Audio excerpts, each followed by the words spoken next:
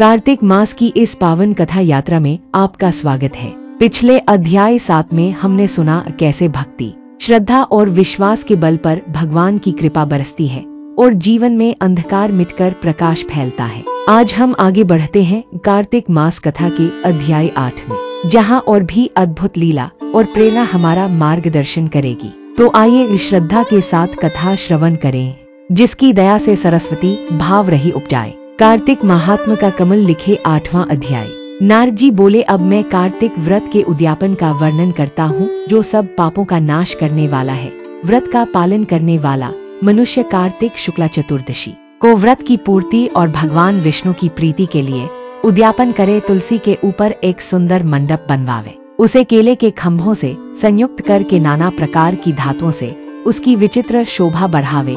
मंडप के चारों ओर दीपकों की श्रेणी सुंदर ढंग से सजा कर रखे। उस मंडप में सुंदर बंधनवारों से सुशोभित 4 दरवाजे बनावे और उन्हें फूलों से तथा चनवर से सुसज्जित करे। द्वारों पर पृथक पृथक मिट्टी के द्वारपाल बनाकर उनकी पूजा करे। उनके नाम इस प्रकार हैं: जय, विजय, चंड, प्रचंड, नंद, सुनंद, कुमुद और कुमुदाक्ष। उन्हें चारों दरवाजों पर 2-2 के क्रम से स्थापित कर भक्तिपूर्वक पूजन करे। तुलसी की जड़ के समीप 4 रंगों से सुशोभित सर्वतोभद्रमंडल बनावे और उसके ऊपर पूर्णपत्र तथा पंचरत्न से संयुक्त कलश की स्थापना करें। कलश के ऊपर शंख चक्र गदाधारी भगवान विष्णु का पूजन करे। भक्तिपूर्वक उस तिथि में उपवास करे तथा रात्रि में गीत, वाद्य, कीर्तन आदि मंगलमय आयोजनों के साथ जागरण करे। जो भगवान विष्णु के लिए जागरण करते समय भक्तिपूर्वक भगवत संबंधी पदों का गान करते हैं, वे सैकड़ों जन्मों की पाप राशि से मुक्त हो जाते हैं। जो मनुष्य भगवान के निमित्त जागरण कर के रात्रि भर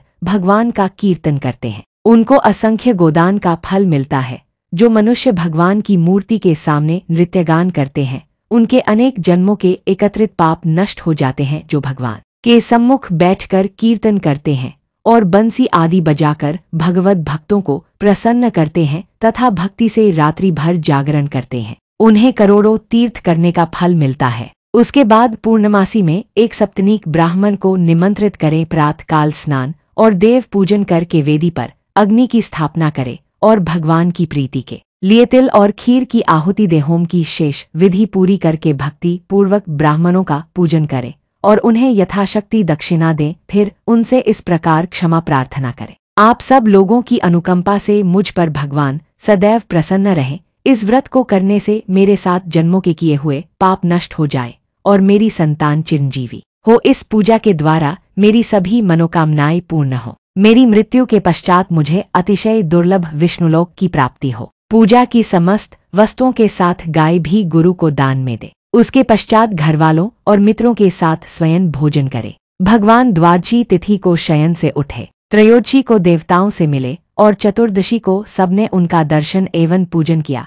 इसलिए उस तिथि में भगवान की पूजा करनी चाहिए। गुरु की आज्ञा से भगवान विष्णु की सुवर्णमयी प्रतिमा का पूजन करें। इस पूर्णिमा को पुष्कर तीर्थ की यात्रा श्रेष्ठ मानी गई है। कार्तिक माह में इस विधि का पालन करना चाहिए। जो इस प्रकार कार्तिक के व्रत का पालन करते हैं, वे धन्य और पूजनीय हैं। उन्हें उत्तम फल की प्राप्ति होती है। जो भगवान विष्णु की भक्ति में तत्पर हो कार्तिक में व्रत का पालन करते हैं, उनके शरीर में स्थित सभी पाप तत्काल नष्ट हो जाते हैं। जो श्रद्धापूर्वक कार्तिक के उद्यापन का महात्म्य सुनता या सुनाता है, वह भगवान विष्णु का सायुज्य प्राप्त करता है। कार्तिक मास कथा अध्याय 8 की इस दिव्य कथा के लिए आपका हृदय से धन्यवाद। जिस प्रकार पिछले अध्यायों में भक्ति और भगवान के प्रति प्रेम ने जीवन में चमत्कार किया, उसी प्रकार इस अध्याय की सीख भी हमारे जीवन को दिशा देगी। अगले अध्याय 9 में हम और भी रोचक और प्रेरणादायक कथा सुनेंगे। वीडियो को लाइक करें, चैनल को सब्सक्राइब करें और कथा का प्रसार करें। जय श्री कृष्णा।